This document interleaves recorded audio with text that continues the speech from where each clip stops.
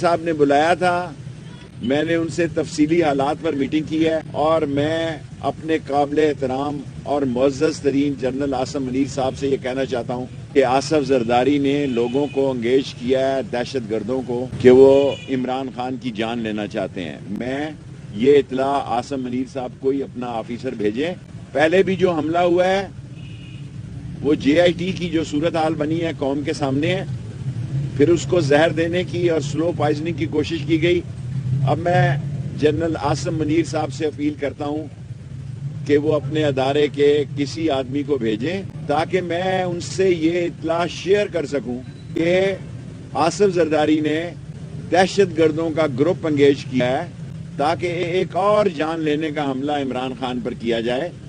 10-15 दिन में उनकी टांग ठीक जाएगी। मैंने उनसे कहा कि आप निकले बाहर, क्योंकि PTI इमरान खान का नाम है और मैं इमरान खान के साथ हूं।